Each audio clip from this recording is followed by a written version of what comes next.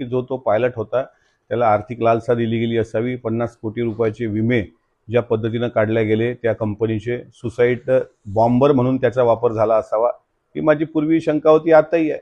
आणि अशा प्रकारे बाबा तू थोडासा जरी विमानात जाऊन हे रिस्क घेऊन हे विमानाच्या स्फोटामध्ये, जसं लिट्टेनी राजीव गांधींची हत्या करताना जी महिला होती ती हार घालायला आली, तिनं ती पाया लागली आणि त्याच वेळेस बॉम्बस्फोटामध्ये राजीव गांधींचा दुर्दैवी मृत्यू झाला, म्हणजे ती सुसाईड बॉम्बर होती. तशा पद्धतीने हा पायलट सुसाईड बॉम्बर होता का याबद्दल माझ्या मनात अजूनही शंका आहे. आणि कंपनीवर FIR का नाही? VSR कंपनी जर इतकी नादुरुस्त कंपनी आहे तर आतापर्यंत एखादा कंत्राटदार चुकला तर त्याचं रजिस्ट्रेशन रद्द होतं.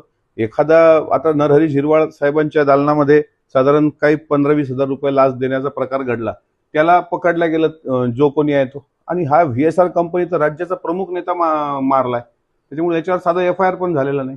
त्याच्यामुळं मला असं वाटतं की तो सुसाईड बॉम्बर म्हणूनच पाठवलेला असावा.